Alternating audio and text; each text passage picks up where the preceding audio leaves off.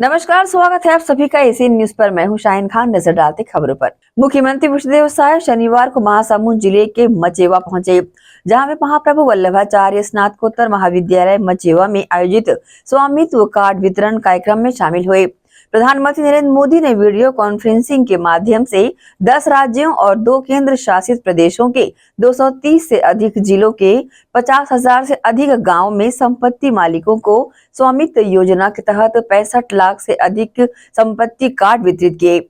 मुख्यमंत्री विष्णुदेव साय ने महासमुंद जिले में 10,850 हितग्राहियों को भू अधिकार देने वाले स्वामित्व कार्ड का वितरण किया। 128 गांव के 10,850 लाभार्थी मल्ला भी मैं बहुत बहुत बधाई देता हूँ जवन के आज स्वामित्व कार्ड के वितरण हो ही। और आज के संदर्भ में हमार देश के यशस्वी प्रधानमंत्री श्री नरेंद्र मोदी जी ला आप मन विस्तार से वर्चुअली सुने हो। आज कितना बड़े काम हो थे, जैसे हमारे प्रधानमंत्री जी के नारा है सबका साथ, सबका विकास, सबका विश्वास और सबका प्रयास। और ये देश में जब से प्रधानमंत्री नरेंद्र मोदी जी बनिन हैं, आज 11 साल से ऊपर होगी, ये तीसरा बार प्रधानमंत्री बनिन हैं। और एक बार मोर सौभाग्य 2014 से 2019 तक उमन के साथ में राज्यमंत्री के रूप में काम करे के भी सौभाग्य मिली से, तो शुरू से ही वो हमारे देश के गांव, गरीब, किसान, मजदूर सबके लिए काम करत हैं। सबसे पहला 5 साल में गरीब मन के लिए शौचालय निर्माण के काम, हमार माता मन के लिए उज्ज्वला योजना में गैस सिलेंडर देहे के काम, जनधन खाता खोले के काम, ये सब गरीब मन के लिए प्रधानमंत्री आवास देहे के काम, घर घर बिजली पहुंचाए के काम, घर घर नल द्वारा पानी पहुंचाए के काम, ये सब काम गरीब मन के लिए हमारे प्रधानमंत्री जी करीन हैं। सबके विकास के लिए काम करीन हैं। तो आज एक और विकास के कड़ी उमन जोड़ीन है। हमार पूरे देश में जो गाँव में विशेषकर आप सबला मालूम है कि आबादी प्लाट में पूरा गांव बसे है, कई पीढ़ी ले बसे है, लेकिन उमन के वो जमीन के स्वामित्व नहीं रही से, कोई अधिकार उमन के बनत नहीं रही से। और एक कारण से कई तरह के विवाद होए, परेशानी होए उमन ला। तो आज वो परेशानी से मुक्त कराई नहीं, और आज स्वामित्व मिले से उमन ला कितना लाभ हो ही, ओकर से लोन निकाल सकी, कोई तरह के झगड़ा झंझट से बाँची, इस सबला प्रधानमंत्री जी बहुत विस्तार से बताई नहीं। आज ये देश के विभिन्न प्रदेश के 5 ठन जो स्वामित्व कार्ड के जमन लाभ मिलत है, उमन से भी रूबरू वर्चुअली बात करीन है हमार प्रधानमंत्री जी, मनोहर जी से, रचना जी राजस्थान से, महाराष्ट्र के रोशन पाटिल से, उड़ीसा के गजेंद्र संगीता सिंह से, जम्मू कश्मीर के वीरेंद्र कुमार जी से। और आप मन सुने हैं कि वो मतलब स्वामित्व कार्ड मिले के बाद में का लाभ होई से, कोई 10 लाख, कोई 7.5 लाख के लोन लेके अपन रोजगार ला बढ़ाए के काम करत हैं। मनोहर जी अपन डेयरी फार्म ला बढ़ाए के काम करत हैं। 7.5 लाख के लोन रचना जी राजस्थान वो लईन है। 20 साल से उमन के वो आबादी के जमीन में मकान रही से, लेकिन ओकर स्वामित्व कार्ड उमन के पास नहीं रही। उसने महाराष्ट्र के रोशन पाटिल जी 9 लाख के लोन लेके अपन घर ला अच्छा बनाइन है। तो इस तरह से आप सब सुने हैं प्रधानमंत्री जी ला, और सबके मालूम है कि अब जमीन के स्वामित्व मिले के बाद कितना लाभ होने वाला है। अब वो जमीन के वास्तविक मालिक हो जाए के बाद में लोन के साथ साथ भगवान करे कभी बेचे की जरूरत मत पड़े, लेकिन बेचे के अधिकार भी अब ये स्वामित्व कार्ड के बाद में ये मिलत है। और 1 साल में जो हमार सरकार काम करे है, 6 तारीख ला में मैं आप मला बताए रहे हैं, अभी हमार मंत्री टंकराम वर्मा जी भी बताइन है, तो ला मैं दोहराना नहीं चाहूँ। मैं एक दो बात बताते हुए अपन बात लांद करूँ, चूँकि आगे भी कई कार्यक्रम में जाना है। जैसे पिछली कांग्रेस की सरकार में हमारे प्रदेश के 18 लाख गरीब मन प्रधानमंत्री आवास से वंचित हो गए रही, और मोदी जी के वादा रहीस कि भारतीय जनता पार्टी की सरकार बनी तो मुख्यमंत्री के पहला काम हो ही 18 लाख आवास स्वीकृति के। और आप सबला मालूम है कि 13 दिसंबर 2023 के सरकार शपथ लेने के बाद अगले ही दिन 14 दिसंबर कैबिनेट बुला के 18 लाख प्रधानमंत्री आवास के स्वीकृति हमन दे दहन, और ओकर जो राज्यांश होते ओकर भी व्यवस्था अनुपूरक बजट लाके हमन कर दारेन। और बाद में भारत सरकार से एक बार में 8,47,000 प्रधानमंत्री आवास के स्वीकृति मिलिस, और आज कई जगह हमन जाथन तो गृह प्रवेश भी कराथन। आज मकान पूरा भी होगी से लगातार स्वीकृति भी मिला थे। और अभी कुछ दिन पहले हमार देश के यशस्वी पंचायत और ग्रामीण विकास मंत्री और कृषि मंत्री आदरणीय शिवराज सिंह चौहान जी दूर गए रही ने, तो 3,88,000 प्रधानमंत्री आवास के फिर स्वीकृति दी नहीं, और ये आश्वस्त करीन है कि नया वित्तीय वर्ष में अप्रैल 2025 में फिर 4 लाख के हमारे के प्रधानमंत्री आवास फिर हमारे प्रदेश ला मिलने वाला है। ग्रामीण आबादी क्षेत्रों में संपत्ति मालिकों को अधिकारों का रिकॉर्ड प्रदान करने के उद्देश्य को लेकर दुर्ग के बीआईटी कॉलेज में स्वामित्व संपत्ति कार्डों के ई वितरण का कार्यक्रम आयोजित किया गया। इस मौके पर प्रदेश के गृह मंत्री विजय शर्मा ने प्रधानमंत्री के वीडियो कॉन्फ्रेंसिंग के बाद हितग्राहियों को कार्ड का वितरण किया। प्रधानमंत्री नरेंद्र मोदी शनिवार को वीडियो कॉन्फ्रेंसिंग के जरिए स्वामित्व संपत्ति कार्डों के ई वितरण की अध्यक्षता की। इस अवसर पर दुर्ग में आयोजित कार्यक्रम में प्रदेश के गृह मंत्री विजय शर्मा प्रमुख रूप से शामिल हुए। इस मौके पर अहिवारा विधायक डोमनलाल कोरसेवाड़ा, दुर्ग ग्रामीण विधायक ललित चंद्राकर, दुर्ग कलेक्टर रीचा प्रकाश चौधरी सहित जिला प्रशासन के अधिकारी उपस्थित रहे। जिला प्रशासन की ओर से यहाँ उपस्थित सभी मंच शोभायमान हो रहा है। हमारे की ओर एक कदम का यह ऐतिहासिक पल गौरवशाली। इस योजना के तहत जो भारत के ग्रामीण सशक्तिकरण और शासन यात्रा में एक मील का पत्थर होगा। इस कार्यक्रम में 10 राज्यों छत्तीसगढ़, गुजरात, हिमाचल प्रदेश, मध्य प्रदेश, महाराष्ट्र, मिजोरम, ओडिशा, पंजाब, राजस्थान, उत्तर प्रदेश और 2 केंद्र शासित प्रदेश जिसमें जम्मू कश्मीर और लद्दाख के 50,000 से अधिक गाँव में लगभग 65 लाख स्वामित्व संपत्ति कार्ड वितरित किए गए। अधिकार अधिलेख का वितरण क्षमता के अनुसार हर संभव प्रयास करूंगा। मैं स्वयं स्वच्छता के प्रति सजग रहूंगा और उसके लिए बीआईटी सभागार में प्रदेश के गृह मंत्री विजय शर्मा की उपस्थिति में आयोजन का शुभारंभ किया गया।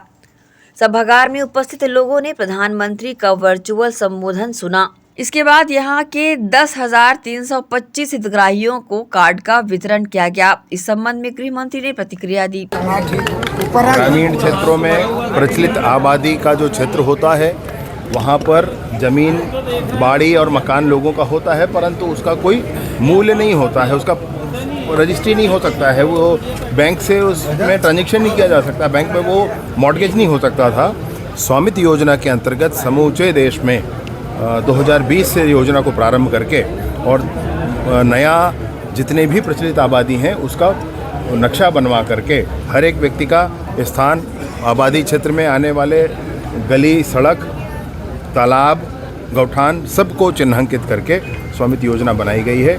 अब शहरों की तरह गांव में भी नक्शे खसरे सब हुआ करें। बैंकिंग में क्या फ़ायदा होगा इसमें? मॉर्गेज किया जा सकता है सीधे सीधे, आप बैंक इसको एक प्रॉपर्टी मानेगी क्योंकि सरकार का दस्तावेज अब उस प्रॉपर्टी के साथ है, इसलिए बैंक अब इसको एक प्रॉपर्टी मानेगी। जवान शहीद हो रहे हैं। अभी वो अपना कार्यकाल उठा करके देख लें भाई क्या किया है ना, उस बारे में उनको बोलने का हक नहीं है। मैं सोचता हूँ उन्होंने क्या किया है, किस तरीके से काम चला है, वो अच्छे से समझ में है। सर, आज सीएम साहब जांजगीर चांपा में कोई घोषणा, मंत्री जी आज किसी मूड पर थे, सुबह से वो कुछ अच्छी घोषणा आज करने वाले हैं। मुझे झांड का विवेक कहाँ गया? मैंने ईडी की कार्यवाही है और जहाँ जहाँ आवश्यकता होगी सब किया जाएगा। मतलब कोई क्या है क्या था, इससे कार्यवाही में फर्क नहीं पड़ने वाला है।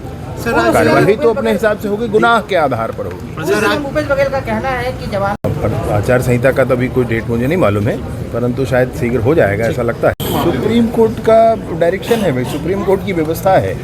सुप्रीम कोर्ट के आदेशानुसार भगवान राम का मंदिर भी बना है। सुप्रीम कोर्ट के आदेशानुसार जो व्यवस्था दी गई है आरक्षण की स्थानीय चुनाव में, हमारे छत्तीसगढ़ को ही नहीं, मध्य प्रदेश, उत्तर प्रदेश, माने पूरे राष्ट्र देश को वही व्यवस्था पर काम हो रहा है। मतलब इसमें उंगली उठाना मतलब सुप्रीम कोर्ट के निर्णय पर उंगली उठाना है, और कोर्ट का रास्ता खुला है सबके लिए, सबके। एसीएन न्यूज के लिए दुर्ग से नसीम फारूकी की रिपोर्ट। छत्तीसगढ़ में रोजगार के नए अवसर प्रदान करने शहर के शहीद स्मारक भवन में कौशल विकास, तकनीकी शिक्षा एवं रोजगार विभाग और CSR box foundation, CII young Indians, अपना टेक प्राइवेट लिमिटेड के बीच अनुबंध हुआ। इसके तहत रोजगार के नए अवसर प्रदान किए जाएंगे। उप मुख्यमंत्री विजय शर्मा ने कहा, कौशल विकास, तकनीकी शिक्षा एवं रोजगार विभाग और CSR box foundation, CII young Indians, अपना टेक प्राइवेट लिमिटेड के प्रतिनिधि के मध्य अनुबंध हुआ है। अपना टेक प्राइवेट लिमिटेड विभाग से बेरोजगारी की जानकारी साझा कर रोजगार निर्माण और रोजगार के नए अवसर तलाश करेगा। CSR बॉक्स फाउंडेशन IBM द्वारा 25,000 छात्रों को सॉफ्ट स्किल प्रशिक्षण देकर रोजगार प्रदान करेगा। वहीं CII यंग इंडियन से स्थानीय उद्योगों से छात्रों को जोड़कर क्षमता वृद्धि के लिए प्रशिक्षण देकर रोजगार के अवसर उत्पन्न करेगा। आज 3 MOU हुए, मैं आपको बताना चाहता हूँ। टेक्निकल एजुकेशन छत्तीसगढ़ शासन के अंतर्गत माननीय विष्णुदेव साय जी की प्रेरणा से ITI जो काम कर रहे हैं, जितने पॉलिटेक्निक कॉलेजेस हैं और जितने इंजीनियरिंग कॉलेजेस हैं, इन कॉलेजेस में जो स्टूडेंट्स हैं उनके लिए 3 बातें हैं। पहला तो यह है कि इनके पंजीयन की जो पुरानी प्रक्रिया थी, पंजीयन कार्यालय में जाकर के, रोजगार कार्यालय में जाकर के उनको ऑफलाइन पंजीयन करना होता था, वो समाप्त करके एक एप्लीकेशन CG रोजगार बना करके उसमें सबका पंजीयन किया जा रहा है। पहली बात। दूसरी बात यह है कि हमारे यहाँ जितने भी स्टूडेंट्स हैं, अपना टेक प्राइवेट लिमिटेड एक कंपनी है जिसके पास 6 करोड़ ऐसे डाटा है कि जिसमें किसको काम करना है और कहां पर जॉब अपॉर्चुनिटी है। ये दोनों ही बातें उनके अपने लोकेलिटी के हिसाब से, जहां के वो रहने वाले हैं उस हिसाब से उनके पास है। तो उस कंपनी से हमने अनुबंध किया है, वो ये कह के कि हमारे इन स्टूडेंट्स को भी हम आपकी कंपनी से जोड़ करके और इनको भी हम जॉब प्रोवाइड करा सकें। तो जितने भी ITI हैं, पॉलिटेक्निक हैं और इंजीनियरिंग कॉलेजेस हैं, इन सारे के स्टूडेंट्स जो पास आउट हो चुके हैं और जो अभी हैं, इन सबको मिला करके हम इनका पंजीयन अपना टेक में करा करके और अपना टेक के जो 6 करोड़ डाटाबेस है उसका यूज छत्तीसगढ़ के स्टूडेंट्स के लिए करना चाहते हैं। मैं सोचता हूं कि अच्छी मात्रा में हमारे लोगों को वहां पर जॉब अपॉर्चुनिटी मिल पाएगी। और इनसे ये भी कहा है कि भाई साल दर साल आप हमको स्पष्ट करेंगे। साथ ही साथ विशेष बात यह है कि इसके लिए छत्तीसगढ़ सरकार का 1 पैसा भी नहीं लगना है, ये पूरी की पूरी कंपनी अपनी तरफ से करेगी। दूसरा एक महत्वपूर्ण MOU हमारा हुआ है, वो हुआ है CII के साथ। iHub जो टेक्निकल एजुकेशन के माध्यम से बन रहा है, iHub जो जिसमें इनोवेशन को मूर्त रूप देने के लिए, इनोवेशन में जो आपकी कल्पना है उसको धरातल पर उतारने के लिए जो सिस्टम बनाया गया है, उसमें जब वो कुछ बन जाता है प्रोटोटाइप, तो उसका अनुबंध विभिन्न कंपनियों के साथ करके और उसको कमर्शियल प्रोडक्शन उसका किया जा सके, इसके लिए CII के साथ एक MOU हुआ है। तीसरा एक बड़ा MOU है CSR बॉक्स के से। IBM जो इंटरनेशनल बिजनेस मशीन सबसे पुरानी संस्था है, वो सर्टिफिकेशन कोर्स कराएगी और सर्टिफिकेशन कोर्स करा करके जो कोर्स करेंगे उनके लिए कम से कम 10% का प्लेसमेंट वो हमको देंगे, ऐसी उनसे बात हुई है। तो ये सर्टिफिकेशन का कोर्स करा रहे हैं, उसके लिए भी राशि किसी को नहीं लगनी। स्टूडेंट्स को या डिपार्टमेंट को या गवर्नमेंट को कोई राशि नहीं भुगतान करनी है, ये भी वो फ्री ऑफ कॉस्ट कराएंगे। तो ऐसे 3 MOU हुए हैं जो टेक्निकल एजुकेशन डिपार्टमेंट। रुकेंगे छोटे से ब्रेक के लिए, जल्द हाजिर होते हैं। आप सब बने रहिए एसीएन न्यूज के साथ। GT डायग्नोस्टिक, जहां सबसे एडवांस टेक्निक्स के साथ सारी जांचें एक ही छत के नीचे। GT डायग्नोस्टिक लाए हैं आपके शहर में पहली बार मध्य भारत का सबसे एडवांस 3 टेस्ला MRI, जो आपको देगा बेस्ट क्वालिटी इमेजेस और सारी स्कैनिंग 6 से 10 मिनट में हो जाती है, जहां आम MRI मशीन 45 से 1 घंटे लेती है। इसमें है वाइट बोर्ड, जिसमें मरीज अंदर जाते हैं तो उन्हें डर नहीं लगता, और साथ ही फीट फर्स्ट की सुविधा, डॉक्टर को इलाज करने में सुविधा। आप अपने डॉक्टर की सलाह से सही जगह MRI कराएं। GT डायग्नोस्टिक सेंटर में multi slice CT scan, ultrasound, echo एवं समस्त बाकी जांचों की सुविधा एक ही छत के नीचे। GT डायग्नोस्टिक में 24 घंटे सुविधा, स्वच्छ वातावरण एवं waiting area, qualified doctors, trained staffs. GT diagnostic, near Nehru Nagar square, Priyadarshini परिसर, भिलाई।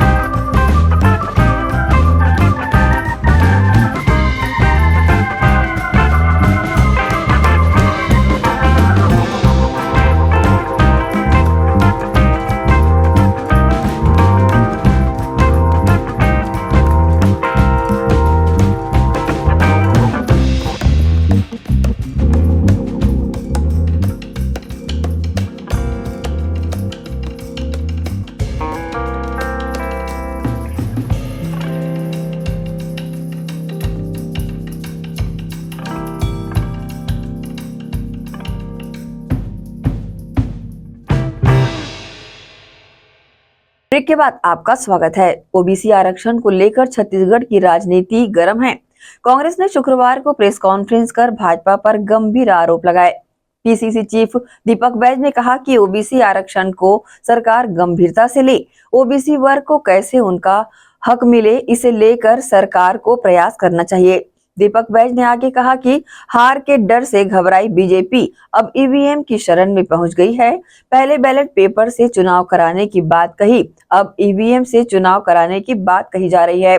बैज ने कहा कि ये वक्त परीक्षा का है, ऐसे समय नगरीय निकाय का चुनाव सही नहीं है। हर वार्ड में, गली मोहल्लों में लाउड स्पीकर बजता रहेगा।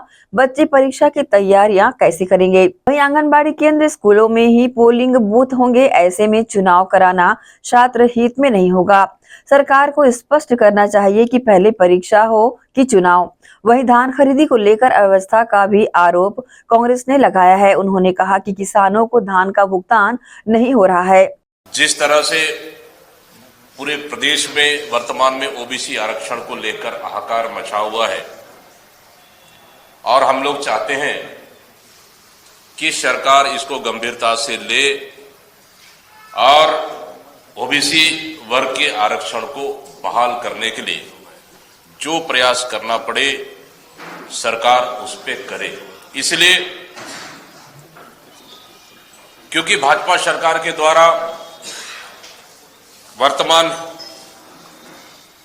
कराए गए आरक्षण प्रक्रिया से पूरे प्रदेश में ओबीसी वर्ग को नुकसान हुआ है। आप जिला पंचायत अध्यक्ष का आरक्षण सिस्टम देखेंगे, बस्तर से लेकर सरगुजा पूरे मैदानी क्षेत्र ओबीसी के लिए एक भी जिला पंचायत अध्यक्ष का पद आरक्षित नहीं है, जबकि पिछले सरकार में लगभग 7 पद ओबीसी के लिए आरक्षित था। कि आगामी फरवरी में लगभग 14 फरवरी से सीबीएसई का एग्जाम शुरू हो रही है और सीजी बोर्ड का एग्जाम शुरू हो रही है, आईसीएसई का एग्जाम शुरू हो रही है। तो आप चुनाव कैसा कराएंगे? क्योंकि वही कर्मचारी परीक्षा भी लेंगे, वही कर्मचारी चुनाव भी ड्यूटी करेंगे। जिस स्कूल में आप परीक्षा लेंगे उस स्कूल में पोलिंग बूथ भी होगा। बच्चों को परीक्षा की तैयारी के लिए कम से कम 1 महीना फ्री समय चाहिए, ताकि लाउड स्पीकर, माइक, शोरगुल से उनको कम से कम मुक्त होना चाहिए, ताकि फ्री माइंड से परीक्षा के लिए वो तैयारी कर सके। हर माता पिता का एक सपना रहता है। और ये नगरीय निकाय चुनाव है, हर वार्ड में 10 प्रत्याशी खड़े होंगे, लाउड स्पीकर सवेरे से लेकर शाम तक घूमती रहेगी। तो बच्चे परीक्षा तैयारी कैसे करेंगे? बड़ी परीक्षा में बाधा आने वाली है। और इस परिस्थिति में सरकार के पास समय कितना बचा है? लगातार मतदाता लास्ट नोटिफिकेशन को लेकर डेट बढ़ाते जा रही है। इस परिस्थिति में इस महीने 10 दिन और लगभग 14 तारीख को देके 10 से 12 दिन, 20 से 22 दिन, 25 दिन बचा हुआ है। क्या 25 दिन में आचार संहिता, नॉमिनेशन, नाम वापसी और वोटिंग करा पाएगी? फिर अगला पंचायत चुनाव है, कैसे संभव है? दूसरा, हार के डर से घबराई भाजपा अब ईवीएम की शरण में। पहले डिप्टी सीएम नगरीय निकाय मंत्री लगातार कहते रहे 2 से 3 बार आप लोग के बीच में, हम बैलेट पेपर से कराएंगे, बैलेट पेपर से कराएंगे। ऐसा क्या हुआ कि अब बैलेट पेपर की जगह आप ईवीएम से करा रहे? क्योंकि आप हार से डर गए, फिर ईवीएम से सेटिंग कर ले और चुनाव जीतने के लिए हर हथकंडे अपनाए। और सुनाई में आ रहा है कि ईवीएम में शायद ज्यादा बेहतर आप बता पाओगे कि उसमें वीवीपैट भी नहीं है। अगर वीवीपैट भी नहीं है तो विश्वसनीयता कैसे बरकरार होगी? क्योंकि पूरे देश में लगातार सभी बुद्धिजीवी वर्ग, सभी राजनीतिक दल ईवीएम पे सवाल उठाते रहे और वीवीपैट की गिनती पे लगातार मांग करते रहे, लेकिन ये सरकार रिवर्स होकर उल्टा चल रही है और वीवीपैट को भी इंक्लूड नहीं कर रही है। इसमें सत्यता क्या है, सरकार को स्पष्ट करना चाहिए। और हम लोग मांग करते हैं कि ईवीएम से नहीं बल्कि बैलेट पेपर से ये चुनाव कराना चाहिए। आदरणीय साथियों, किसानों का धान का भुगतान अभी तक नहीं हो पा रहा है और ये महीने का लगभग जनवरी धान खरीदी का अंतिम पखवाड़े शुरू हो चुका है और सरकार कितनी भी दावा कर ले, अब तक किसानों को 2300 रुपए से ही भुगतान किया जा रहा है और पूरे किसानों को अभी भी भुगतान की राशि उनके खातों में नहीं, भुगतान की राशि उनकी खातों में अभी भी नहीं पहुंची है। सरकार झूठ बोलते आई है छत्तीसगढ़ के किसानों से कि हम 3100 रुपए के मान से समर्थन मूल्य से धान खरीदेंगे। किसान चिंतित है और सरकार 2300 के मान से धान खरीद रही है। फिर बीच का अंतर का राशि 3100 प्लस 117 रुपए, मतलब 3217 रुपए कब देगी सरकार? आखिर वादा करने वाली धान खरीदे में आपने क्यों लगी है?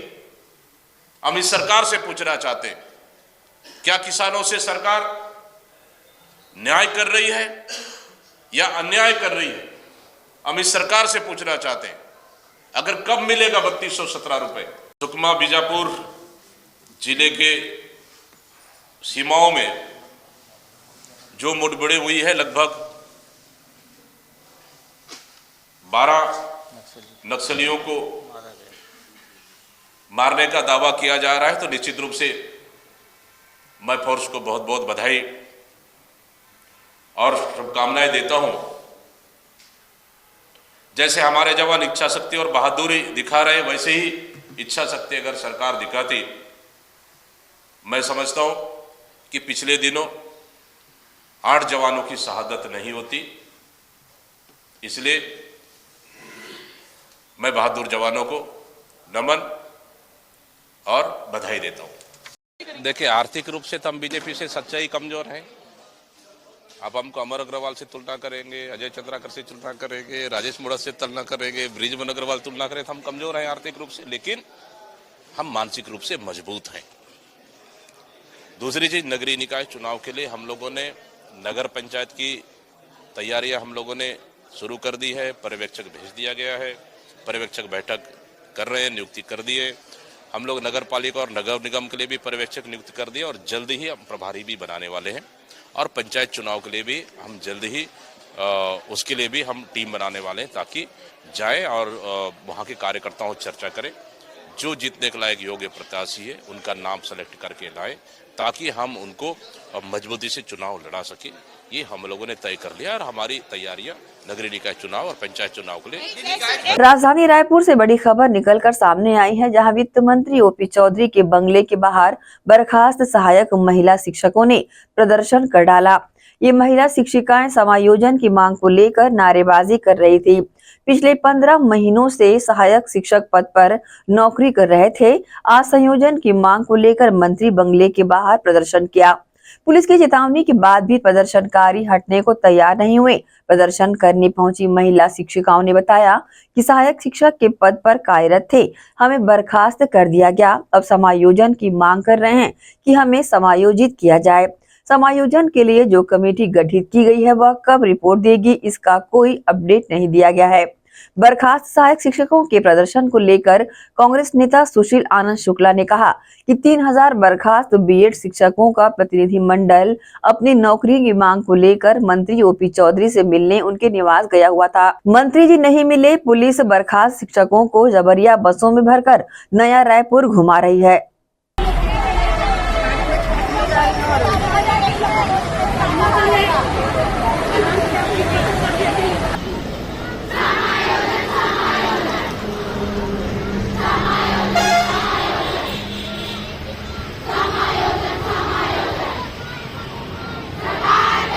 भारतीय जनता पार्टी की साया सरकार अत्याचारी तो थी ही, आज उसने क्रूरता की सारी सीमा को पार कर दिया। बीएड शिक्षक 3000 के लगभग बीएड शिक्षक जिन्हें नौकरियों से बर्खास्त कर दिया गया, वे आंदोलन पे हैं। सरकार कोई सुनवाई नहीं कर रही। 70% से अधिक अनुसूचित जनजाति के युवा हैं, रिमोट एरिया में काम करते थे, उनको नौकरी से बर्खास्त कर दिया। आज एक दर दर भटक रहे हैं शिक्षक। आज वे मंत्री ओपी चौधरी से मिलने उनके बंगले पहुंचे थे। वही ओपी चौधरी जो विपक्ष में रहते हुए खुद को यूथ आइकॉन बताते थे, कोचिंग सेंटरों में युवाओं के बीच जाकर सेमिनार करते थे, युवाओं को नौकरी कैसे मिलेगी इसके बारे में बड़ी बड़ी बातें करते थे। आज वो ओपी चौधरी इन युवाओं से मिलने अपने एसी बेडरूम से बाहर नहीं निकले। अब युवाओं को पुलिस ने जबरिया वहाँ से खदेड़ना शुरू किया। जब युवा नहीं जा रहे थे तो उन्हें बसों में भर के नए रायपुर की तरफ पिछले 1.5 से 2 घंटे में घुमाया जा रहा है। उनको धमकी दी जा रही कि आप लोग ज्वलनशील पदार्थ लेकर मंत्री के घर आए थे। अरे युवा हैं, उनको नौकरी से निकाला है, अपनी बात रखने आए थे, तो आप इस प्रकार के संगीन आरोप लगाएंगे उन पर। ये भारतीय जनता पार्टी की सरकार का स्तरहीन रवैया है। कांग्रेस पार्टी इसकी कड़ी निंदा करती है और हम मांग करते हैं कि बीएड शिक्षकों के साथ तत्काल न्याय किया जाए। भिलाई चेंबर द्वारा आयोजित व्यापार महोत्सव 2025 इन दिनों भिलाई के मुख्य आकर्षण का केंद्र बना हुआ है। 16 से 19 जनवरी तक आयोजित इस व्यापार मेले में 150 से ज्यादा व्यापारिक स्टॉल लगाए गए हैं। वहीं 900 से ज्यादा व्यापारिक संस्थाएं सहभागिता निभा रही है।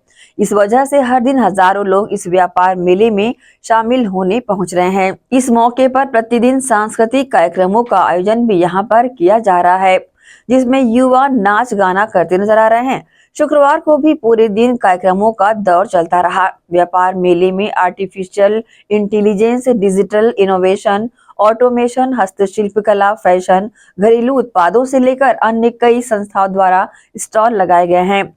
व्यापारियों की माने तो इस महोत्सव से व्यापारियों, उद्यमियों और ग्राहकों को एक ऐसा मंच दिया है जहां विभिन्न प्रकार के उत्पादों और सेवाओं का प्रदर्शन हो रहा है। यहाँ स्थापित व्यापारियों के साथ नए उद्यमियों को भी अपनी प्रतिभा और विचार प्रस्तुत करने का मौका भी मिल रहा है। वक्त है एक और छोटे से ब्रेक का। जल्द हाजिर होते हैं। आप सब बने रहिए एशियन न्यूज के साथ। जीटी डायग्नोस्टिक, जहां सबसे एडवांस टेक्निक्स के साथ सारी जांचें एक ही छत के नीचे। जीटी डायग्नोस्टिक लाए हैं आपके शहर में पहली बार मध्य भारत का सबसे एडवांस 3 टेस्ला एमआरआई, जो आपको देगा बेस्ट क्वालिटी इमेजेस और सारी स्कैनिंग 6 से 10 मिनट में हो जाती है, जहां आम एमआरआई मशीन 45 से 1 घंटे लेती है। इसमें है वाइट बोर्ड, जिसमें मरीज अंदर जाते हैं तो उन्हें डर नहीं लगता, और साथ ही फीट फर्स्ट की सुविधा, डॉक्टर को इलाज करने में सुविधा। आप अपने डॉक्टर की सलाह से सही जगह एमआरआई कराएं। जीटी डायग्नोस्टिक सेंटर में multi slice CT scan, ultrasound, echo एवं समस्त बाकी जांचों की सुविधा एक ही छत के नीचे। जीटी डायग्नोस्टिक में 24 घंटे सुविधा, स्वच्छ वातावरण एवं waiting area, qualified doctors, trained staffs. GT diagnostic, near Nehru Nagar square, Priyadarshini परिसर, भिलाई। श्री शंकराचार्य प्रोफेशनल यूनिवर्सिटी जुनवानी, जी हाँ, सत्र 2024-25 के लिए प्रवेश प्रक्रिया प्रारंभ है। डिप्लोमा इन फार्मेसी एवं बैचलर ऑफ फार्मेसी के लिए प्रवेश प्रारंभ है। बिना PPHD दिए सीधा प्रवेश। इतना ही नहीं, 10वीं और 12वीं में गणित और विज्ञान के छात्रों के लिए सुनहरा अवसर है। सीमित समय, सीमित सीटें। अगर है सपनों को पूरा करना तो भरना होगा ऊंची उड़ान। जल्दी करें, प्रवेश प्रारंभ है। प्रेजेंटली शंकराचार्य ग्रुप के अंदर 4 फार्मेसी कॉलेजेस हैं। इन चारों फार्मेसी कॉलेजेस में diploma in pharmacy and bachelor of pharmacy की कोर्सेज रन होती हैं। साथ में masters in pharmacy and PhD की कोर्सेज भी हम ऑफर करते हैं। शंकराचार्य प्रोफेशनल यूनिवर्सिटी के अंडर ये चारों कॉलेज एफिलिएटेड हैं and most importantly pharmacy council of India ने चारों कॉलेजेस को अनुमोदन दिया है। जैसे कि आप जानते हैं, Shankaracharya group is famous for its infrastructure, its faculty, its students group, and in every aspect we are on top as from 2008.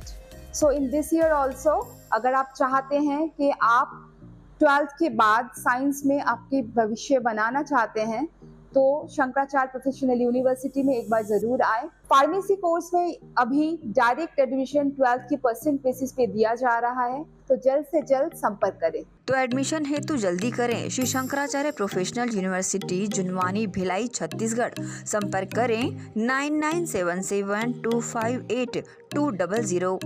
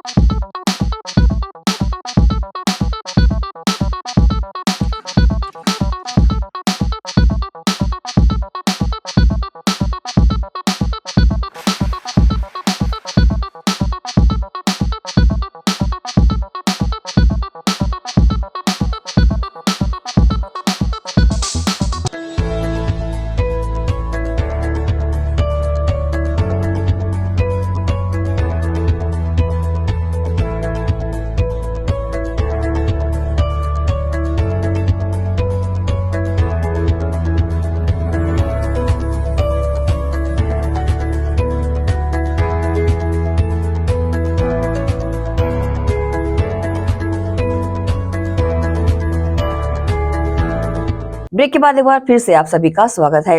नगरीय निकाय चुनाव को लेकर अब कांग्रेस पार्टी में जोर आजमाइश का दौर शुरू हो चुका है।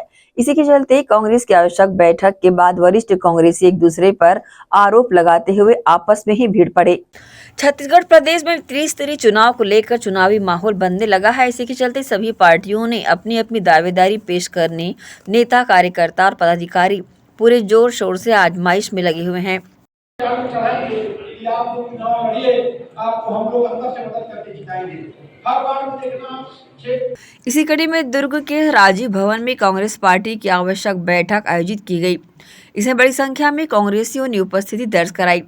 इस दौरान दुर्ग नगर निगम चुनाव प्रभारी विकास उपाध्याय की मौजूदगी में कांग्रेस पार्टी के 2 सीनियर पूर्व पार्षद आपस में ही भीड़ पड़े।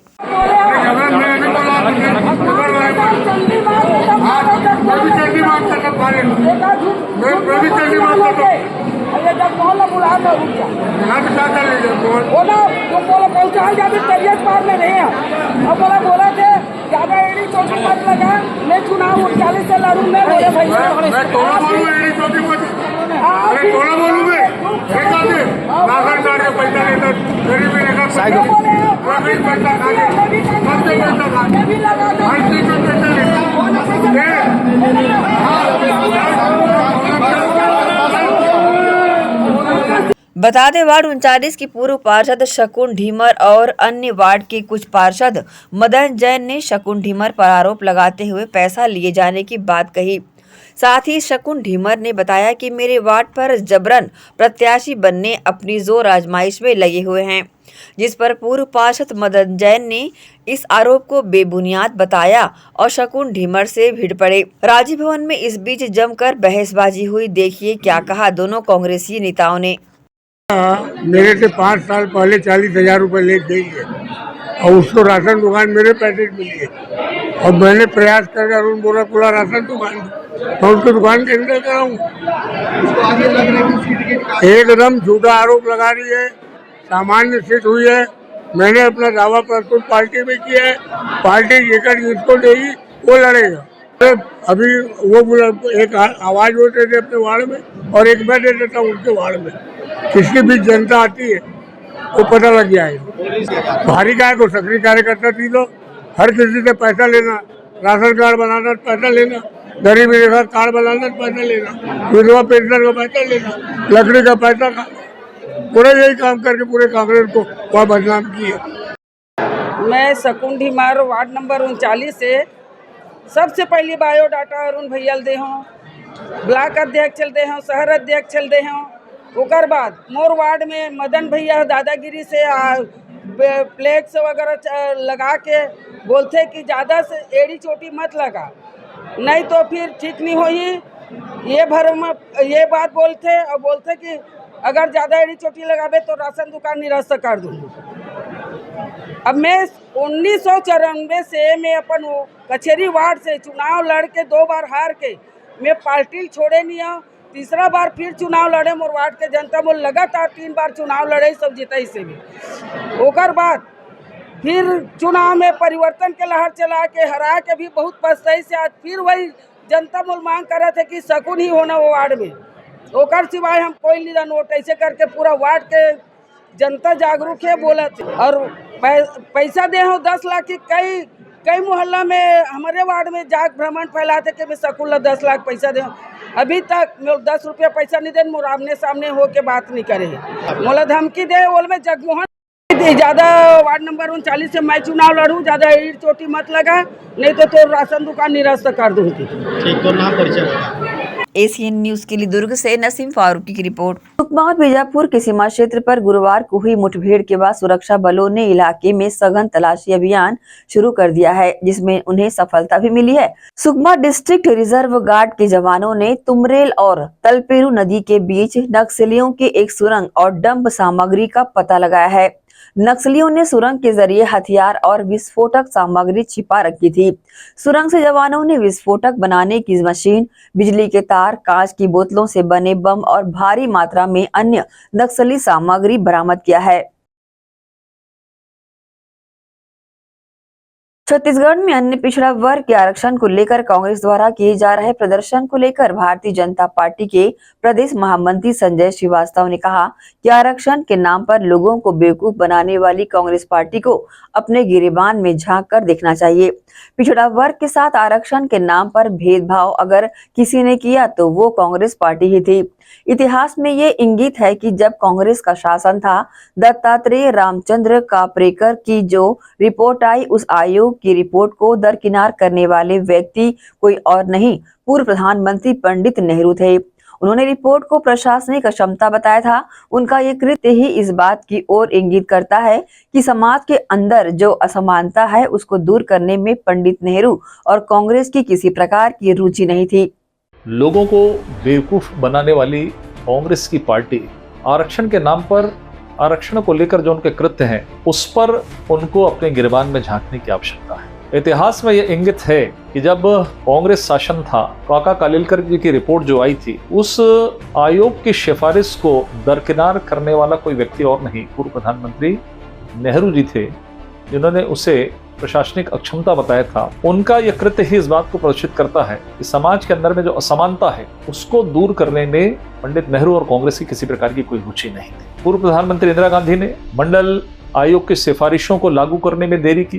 पूर्व प्रधानमंत्री राजीव गांधी ने मंडल आयोग की रिपोर्ट की खिलाफत की और यहाँ तक कि दलित और जो एसटी समाज के लोग हैं उनके आरक्षण को समाप्त करने के लिए उन्होंने विज्ञापन तक प्रदर्शित किया। कुल मिलाकर आरक्षण के नाम पर जो पिछड़ा वर्ग है उसके साथ में भेदभाव यदि किसी ने किया तो कांग्रेस सरकार ने किया, और जो सामाजिक असमानता जो दूर करना था उस पर किसी भी प्रकार की कोई रुचि नहीं ली। लेकिन आज वोट बैंक की खातिर वो दूसरों को बदनाम करने के लिए गलत चीजों का सहारा ले रहे हैं। इतिहास ये बताता है कि प्रारंभ से ही जब से कांग्रेस सत्ता में आई से लेकर आज तक 70-75 वर्षों में कभी वो पिछड़े वर्ग के समर्थन में खड़ी हुई दिखाई नहीं दी। आमदीनगर हुडको में पालना केंद्र का शुभारंभ शनिवार को किया गया।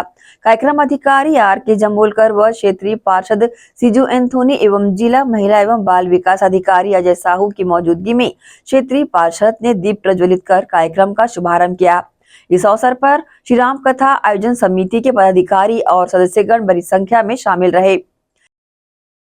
हमारे जिला महिला अधिकारी अजय साहू साहब ने इस संबंध में मोटी मुख्य जानकारी दी है। जिस तरह एक पालना केंद्र का संचालन शासन की ओर से किया जा रहा है, उस तरह हमें भी आप लोग से सहयोग चाहिए, पेरेंट्स से सहयोग चाहिए, ताकि यहाँ जो संचालन करता है हमारी आंगनबाड़ी कार्यकर्ता सहायिका, उन्हें भी आप लोगों का सहयोग मिलता रहे और हमारे बच्चे सुरक्षित रहें और इन बच्चों को जो पोषण की गर्म भोजन की व्यवस्था की जाएगी। इस अवसर में आप सब लोग को मैं ये बताना चाहता हूँ कि जो केंद्र बना है यहाँ हुडको के लिए बहुत जरूरी था। हमने भूपेश भैया से इस टाइम मांग की थी, भूपेश प्रकाश से, वो उस टाइम बन के खड़ा हो गया। आज नया शासन आ गया, उनके उद्घाटन के लिए मैं दोनों को बधाई देता हूँ कि दोनों की तरफ से यह पालना केंद्र का उद्घाटन हुआ है। मैं मैडम और नमस्कार सर सबको धन्यवाद देता हूँ कि उन्होंने बहुत समय निकाला और हमारे हुडको जो छोटे हुडको जो क्षेत्र में यहाँ पे जो झुग्गी झोपड़ी बस्ती भी लगा हुआ 32 बरना मैडम और माली मोहल्ला है और पास में उधर में भी है जो पहला बांध के तरफ दुर्ग में आता, दुर्ग वाले नहीं आते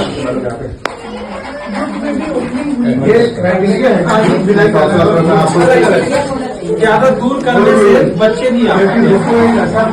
ये है इसके बाद हमारे जी अग्रवाल जी, राव साहब, जावेद भाई, राव साहब, अपने शर्मा जी, सब रामेश्वरी भाभी, रेखा ललिता बहन, सब लोग आए हैं। सबको मैं धन्यवाद देता हूँ। कम दिन भर किसके हाथ में है, सुरक्षित है कि नहीं, ये सोचना।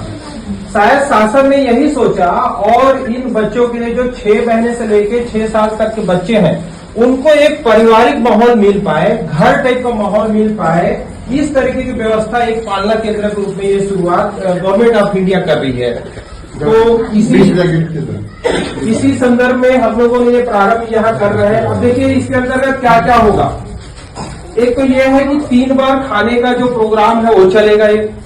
यहाँ बाकायदा पूरी सुविधा, यहाँ सीसीटीवी कैमरा भी लगने वाला है, यहाँ ये भी लगेगा। साथ में बच्चों के खेल खिलौना आपने देख रहे हैं, इसके अतिरिक्त भी खेल खिलौने आएंगे। बच्चों के सोने के लिए भी जो है मैट्रेस और बेड आएंगे। बहुत बढ़िया। और इनके लिए जो है यहाँ पर गर्म खाना बन पाए इसलिए गैस स्टोव, बर्तन वगैरह सारी पूरी सुविधाएं यहाँ उपलब्ध होने वाली, मतलब एक घर में जैसा माहौल रहता है इस तरीके की पूरा रहेगा।